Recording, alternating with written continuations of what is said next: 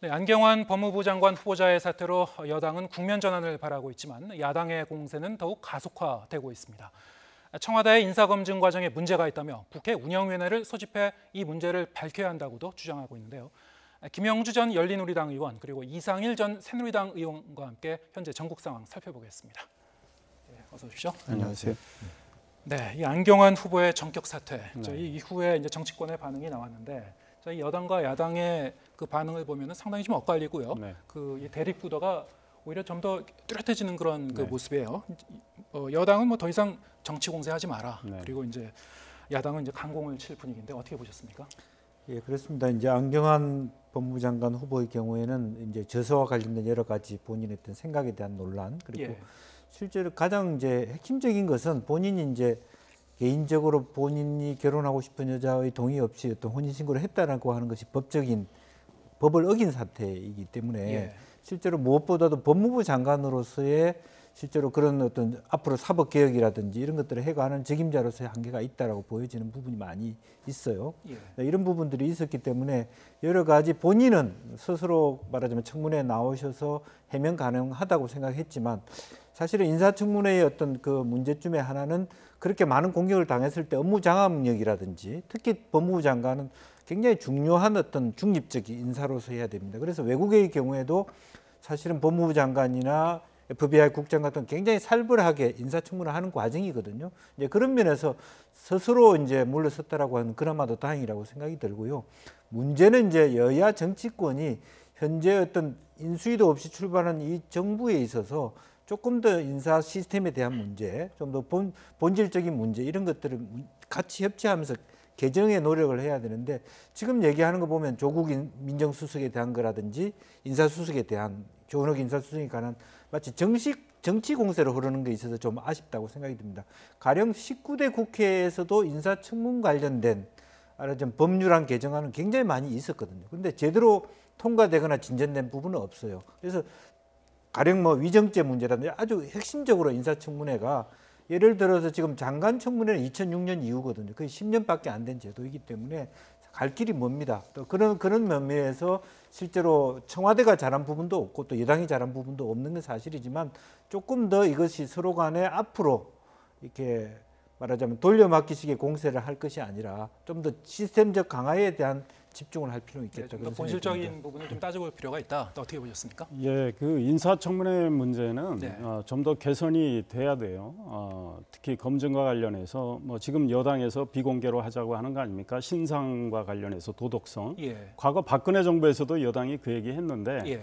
사실은 미국 인사 그 검증 시스템은 대통령이 후보자를 지명하기 전에 이미 검증이 다 이루어집니다. 그리고 네. 청문 절차는 그 사람의 정책, 비전, 역량 뭐 이런 거를 하게 되는데 우리는 이게 청문회에서 도덕성 검증과 정책, 비전, 역량 검증이 같이 이루어지니까 이렇게 되고 있거든요.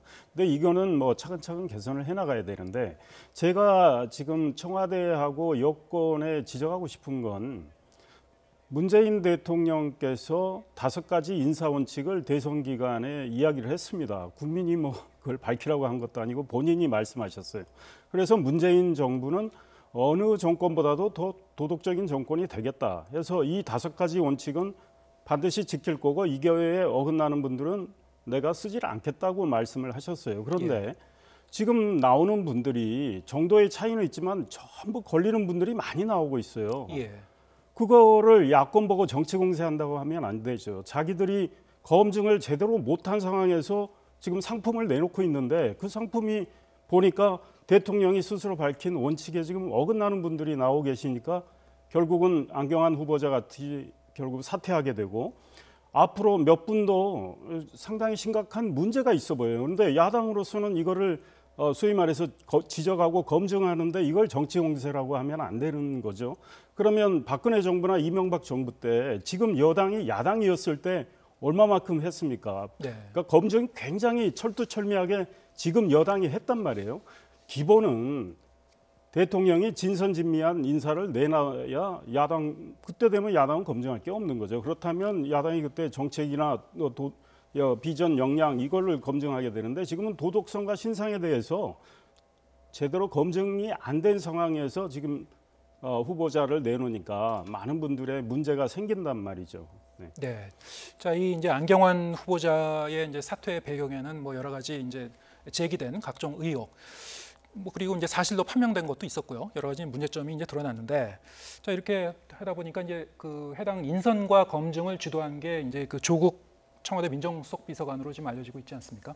저 거기에 이제 그 인사 검증 과정이 이제 도마에 올릴 수밖에 없는 그런 상황이 됐고요. 지금 상당히 이제 비난의 이제 목소리가 그쪽으로 향하고 있습니다. 네. 또 이제 심지어는 그 야당 측은 이제 대통령의 사과를 이제 요구하기도 하고 그랬는데, 청와대의 이제 설명을 들어보면은 그 검증 부실하고 또 볼 수는 없다, 뭐 이런 거 설명도 나왔던 것 같아요. 그 어떻게 보셨는지요? 뭐 청와대 입장에서는 이제 검증 부실이라고 볼 수 없다 이렇게 말할 수 있죠. 그러나 이제 기본적으로 지금 현재 시스템이 완벽하게 가동돼 있지 않고 예. 설치돼 있지 않고, 과거 같은 경우는 어쨌든 말하자면 인사수석실에서 공직기강 뭐 비서관실을 통해서 면밀하게, 실제 원천적으로 본다라면 뭐 비서실장이 주도하는 인사위원회를 통해서 가야 되는데, 이번 같은 경우는 인수위원회 없다 보니까 대통령이 어느 정도 입장이 정리된 부분에 대해서 민정수석이 기본적인 어떤 스크린을 하고 올리는 것 같아요.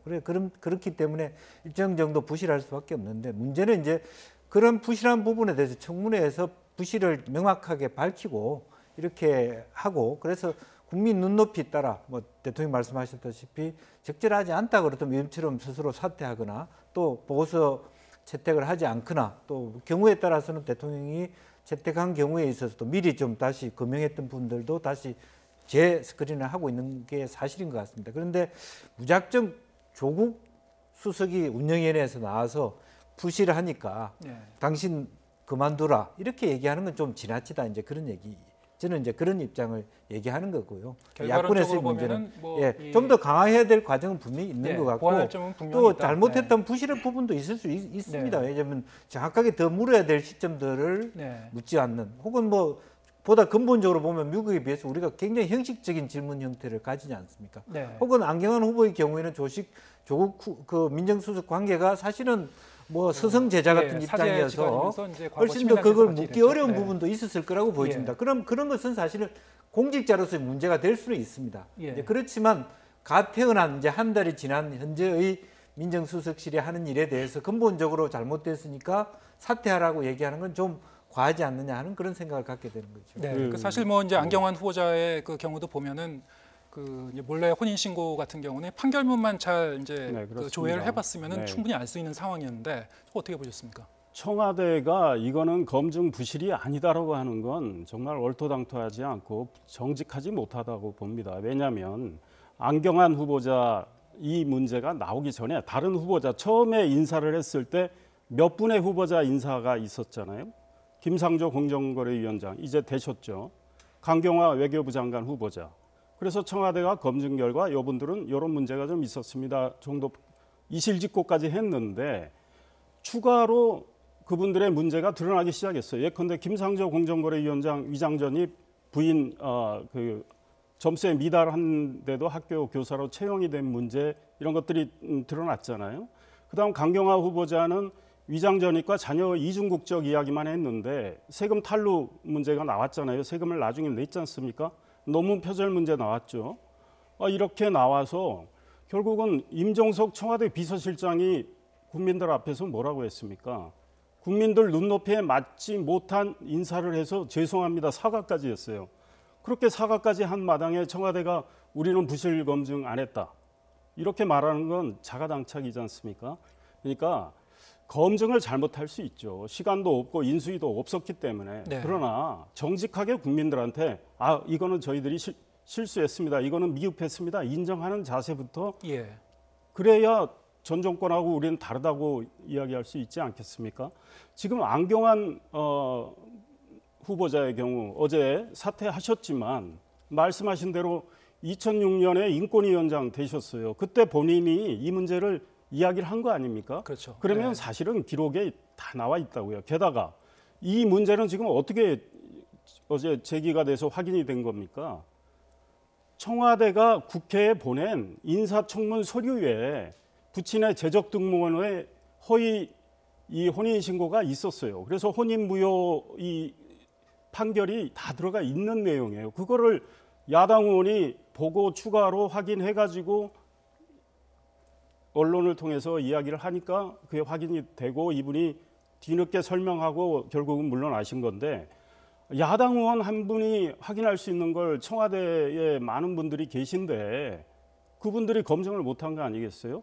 게다가 김상곤 교육부 장관 후보자의 경우에 청와대는 이분은 아무 문제 없는 것처럼 후보자를 발표를 했습니다. 근데 이분의 지금 논문 표절, 논문 3개 썼습니다. 지금까지 교수하신 분인데 석사학위 논문은 130곳 표절 문제가 있다는 거고, 박사학위 논문은 44곳, 그다음 다른 논문 하나는 노동조합 기업경영연구소에 실린 걸 한신대 논문집에 중복 게재한 문제, 이런 표절 문제도 청와대에서 검증을 해야죠. 왜냐? 교육부 장관이기 때문에. 이런 청와대의 검증에 여러 가지 허점이 많이 확인되고 있는 상황에서 우리는 부실 검증 안 했습니다 하면은 국민들이 어떻게 받아들일까요? 네. 뭐 지금 그 나머지 후보자들에 대한 얘기도 이제 조금 뒤에 다시 한번 얘기하기로 하고요. 사실은 이제 이 인사 검증 과정의 이제 문제는 인사 검증 시스템이라는 이제 단어로 이제 요약이 되는데요. 결국에 좀 더 체계적이고 어떤 그 제도적으로 이제 를 정착시켜서 치밀하게 좀 볼 필요가 있다, 아니 이런 문제 아니겠습니까? 근데 과거 역대 정권을 보면은 사실 그 이름은 조금씩 달랐습니다만 어떤 인사위원회 또는 인사추천위원회, 인사검증위원회 이런 게 있었어요. 네. 근데 아직 그 문재인 정부에서는 그것이 이제 본격적으로 가동이 안 된 상태인데 앞으로 좀 어떻게 나가면 글쎄 좋겠습니까? 이제 그거를 국정기획자문위원회가 이제 네. 기준도 뭐 5개에서 7개, 예를 들면 성희롱 문제나 음주운전 부분까지 그거 자체도 또 어느 수준으로 하냐, 음주운전의 1회가 3회가 이게 너무 물은 거 아니냐, 이제 그런 지적도 있어요. 그렇기 때문에 실제적으로 지금 현재 인사청문회에 있어서 좀 다듬은 데 있어서 어느 정도의 도덕적 한결과 어느 정도의 역량이냐, 이런 부분에 대한 동의들, 이제 실제로 10년밖에 안 되다 보니까 이렇게 기준은 있다 하더라도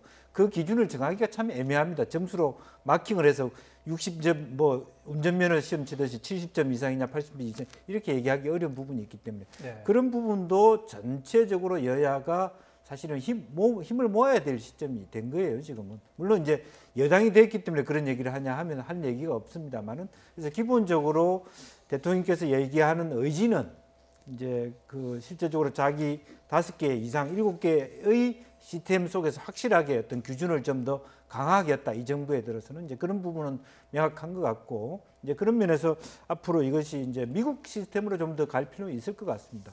우리나라는 그동안에 보면은 정권이 바뀌면 대통령이 여러 가지 말하자면 사람을 먼저 제시하고 그것을 어쩔 수 없이 청와대가 말하자면 검증하는 시스템이 되다 보니까 굉장히 부분적일 수밖에 없죠. 대통령이 어느 정도 이미 낙점을 찍어 놓은 사람인 것처럼 보이기 때문에, 미국은 아까 우리 의원님 말씀하셨다시피 대통령 말씀하시기 전에 이런 후보군을 추천하고 그 후보군 중에 대통령이 골라서 다음으로 간단 말입니다. 그래서 네. 사전에 기본적으로 중앙인사위원회든 어쨌든 중앙행정안전부가 가지고 있는 DB든 간에 도덕성에 흠결이 없는 전문가군을 풀로 만들어 놓고 그 속에서 대통령이 찾기를 필요한데, 현재를 보면은 정부가 바뀌면 앞에 인사기록은 다 승계가 되지 않고 코드가 전혀 다르기 때문에 할 수가 없고, 이런 것이 계속 난맥상으로 오고 있기 때문에 그런 면에서 최소한 이 국회가 해야 될 일이 바로 그런 부분이 있다고 보여집니다. 네, 지금 뭐 말씀하셨습니다만 네. 뭐 이제 정권 초기인데다가 이제 인수위원회 없이 좀 굉장히 바쁘게 이제 돌아간 측면도 있었고요. 사실 뭐 그 이번 그 장관 인선 과정을 보면은 그 대통령이 이제 단수 추천한 인물도 상당수 있지 않았냐, 뭐 네. 이런 얘기도 있지 않았습니까? 그러니까 거기서, 지금 예. 그게 문제가 되는 겁니다. 그러니까 대통령께서 100일 안에 개혁의 틀을 잡겠다 이런 생각이 강하신 것 같아요. 그래서 본인이 직접 속도전도 이야기를 했고, 그러니까 본인과 철학이 같은 분들을 가능한 한 많이 쓰겠다는 지금 취지에서 인선이 이루어지고 있는 것 같은데, 지금 박근혜 정부 시절에도 뭐 수첩 인사라는 말들이 있었지만 그분 이렇게 내놓은 분들이 여러 가지 문제로 낙마가 됐어요. 그래서 도대체 검증을 어떻게 하는 거냐? 그 인사위원회가 있긴 있는데 그 형식적인 거 아니냐? 이런 지적을 받았단 말이에요. 근데 이번에도 문재인 대통령이 대선 때 인사 추천 실명제 한다고 하셨어요. 그 예컨대 지금 총리 후보자 본인이 직접 추천하신 걸로 알고 있죠. 지금 언론이 쓰고 있지 않습니까? 안경환 법무부 장관 후보자 낙마하셨지만 대통령 추천으로 돼 있단 말이에요. 지금 김상곤 후보자 마찬가지고 조대엽 고용노동부 장관 후보자도 결국은 대통령 추천으로 돼 있어요. 그렇다면 대통령이 추천하는 분이라면 밑에 계신 참모들이 이분에 대해서 철저히 검증해서 이거 이러한 사유로 이거 안 됩니다 말하기가 어려운 상황인 거예요. 네. 그러니까 적당히 검증이 뭐 적당히 요식행위가 있는지는 몰라도 적당한 선에서 발표가 이루어지니까 뒤늦게 탈이 나는 거고 대통령이 곤란한 상황에 직면하게 되는 건데 대통령께서 추천한 인사라고 하더라도 검증은 철저히 해야 된다는 거죠. 예. 그러니까 미국의 경우에는 어떻게 되냐면 검증하는데 2, 3개월이 걸려요. 그러니까 인사가 그러면 인선이 늦어지는 거죠. 공석으로 오래 비워둔 채 검증을 2, 3개월 철저히 한 다음에 대통령이 발표하기 전에 또 야당한테 설명을 합니다. 아, 이분을 검증을 해봤는데 이런 정도의 문제가 있는데 어떻게 생각하세요? 야당이 이 정도면 뭐 좀 흥결은 있지만 이번에 역량이 뛰어나니까 우리가 받아들이겠습니다 하면 그때 발표가 되고 청문회장에서는 이분이 앞으로 그 부서를 맡아서 어떤 일을 해나갈 거에 대해서 집중적으로 물어보거든요. 근데 우리는 그게 안 돼 있기 때문에 이렇게 되는 건데 추천 시스템과 검증 시스템이 별도로 운영이 돼야 돼요. 추천자와 검증자가 같아 버리면 원정주의가 끼어들어서 사고가 날 가능성이 큰 거죠. 네, 뭐 이제 청와대 안에서도 이제 인사수석실과 민정수석실이 서로 이제 그런 역할을 토론을 통해서 이제 시스템적으로 앞으로 좀 해나가야 될 것 같고요. 근데 이번에 이제 안경환 후보자 이제 낙마를 하면서 이제 법무부 장관 인선을 이제 원점에서 다시 이제 시작을 해야 되는 상황이 돼버렸는데 네. 아무래도 어떤 파장이 좀 있을 것 같습니다. 이제 이 사법 개혁의 어떤 동력에도 좀 저해가 되지 않는지 앞으로의 이제 그 개혁 일정에도 좀 영향을 주지 않을까 뭐 그런 그 생각 같은데 그런 어떻게 것은 전망하시는지요? 그 불가피하게 있을 수 있는 부분인데요. 네. 중요한 거는 오히려 더 성급하게 이런 상황에서 네. 하에서 다시 그것이 말하자면 인사 자체가 부실하게 되고 쟁론이 되면 어떤 분이 오시더라도 이런 상태에서 보고서 채택이 안 된 상태 법무부 장관이 되면 법무부나 검찰 업무 장악력이 없게 됩니다. 그렇죠. 그러면 예. 사실은 이미 개혁은 그때부터 물 건너간 부분이라서 특히 법무부 장관처럼 법을 만들거나 또 헌재를 하거나 대통령에 대해서 탄핵을 할 수 있는 입장이 있는 분들은 좀 더 냉정하게 보수적이고 중립적인 인사를 가질 의지를 갖고 있을 필요가 있습니다. 네. 그것이 바로 말하면 적배청산의 의지라고 보여지고 너무 서두르지 않고 정말 국민들이 보기에 전혀 대통령하고 코드가 다르지만 매우 중립적으로 잘할 수 있는 분이다. 이런 분을 오히려 시간이 걸리더라도 하는 게 좋고 다만 이 정부가 탄핵 국면 속에 너무 공백이 길어졌기 때문에 마음속으로 좀 빨리 메꿔야 된다는 어떤 조급심은 있을 수 있겠습니다만 그럼에도 불구하고 어쨌든 국민들이 조금 더 지켜봐 주시는 그런 걸 양해를 하면서 더 안정된 그 완벽한 인사를 더 많이 찾아야 될 필요가 있겠다는 생각입니다. 네. 근데 이제 지금 당장 오늘이 이제 강경화 장관 후보자에 대한 그 청문 보고서 이제 재송부 그 기한이란 말이죠. 그러니까 네. 내일이면은 이제 청와대가 임명을 강행할 거라고 좀 예상은 되는 상황인데요. 네. 뭐 이 안경환 후보자 낙마하고는 상관없이 그런 수순으로 좀 가는 것 같은 그런 상황이죠. 어떻게 좀 보고 계십니까? 저도 개인적으로는 내일 문재인 대통령께서 강경화 후보자를 외교부 장관으로 임명하실 걸로 생각을 합니다. 한미 정상회담이 29일, 30일 열리기 때문에 또 그 준비를 해야 된다는 이런 설명도 하시겠죠. 안경환 법무장관 후보자가 낙마함으로 인해서 오히려 강경화 후보자를 임명하는 그 걸림돌이 하나 치워진 셈이라는 그런 측면도 있어요. 대통령 입장에서는 이 법무장관 후보자 이분과 안경환 후보자와 조국 민정수석 뭐 사제지간이기도 하지만 검찰 개혁하는데 가장 두 분이 적임이라고 생각해서 인선을 했는데 안경환 후보자가 낙마를 했기 때문에 좀 곤란한 점은 있겠지만 그럼에도 불구하고 외교부 장관 후보자를 뭐 그대로 지금 야당이 반대한다고 해서 야당 입장을 받아들여서 자진 사퇴시키거나 할 일은 없을 것 같고 임명을 할 것 같고요. 다만 그럴 때 야당의 반발은 상당히 강해질 걸로 우리가 예상할 수 있죠.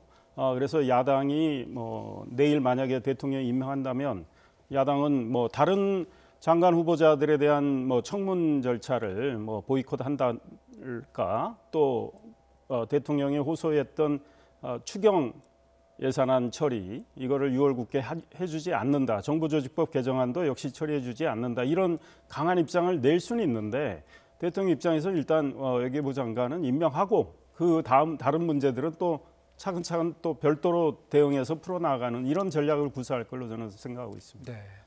자, 이 뭐 지금 말씀하신 대로 이제 나머지 그 다른 장관의 그 인사청문회도 이제 줄줄이 남아 있고요. 네. 그리고 뭐 이제 그 추경안이라든가 정부조직법 그 개정안 같은 데서 이제 야당의 협조를 받아야 되는데 뭐 이렇게 순순히 협조해 줄 것 같은 그런 아니, 그 상황은 아니에요. 어떻게 좀 이거를 금냉에 가고 있는 건 사실인데 네. 그럼에도 불구하고 저는 좀 다행스럽게 생각하는 것은 예. 어차피 지난번에 이제 김부겸, 김영춘 이 후보들, 도종환 후보들일 때 오전에 보이콧했지만 오후에 다시 자유한국당이 들어옴으로써 진행이 됐단 말이죠. 네. 앞으로 여러 가지 아직도 뭐 완벽하게 우리 국회가 국민의 기대를 완벽하게 어떤 그 공조하고 있지는 못하지만 그럼에도 불구하고 선별적인 선택을 하고 있고 어렵사리 잘 진행되고 있다 저는 그렇게 생각이 듭니다. 대통령의 의지를 가지고 밀어붙이고 또 야당은 거기에 대해서 공세를 하는 부분이 있는 거죠. 네. 예를 들어 그래서 실제로 김희수 재판관의 그 헌재 소장의 경우에 표결이 굉장히 어려워질 수도 있고 추경의 난항이 될 수도 있지만 하나하나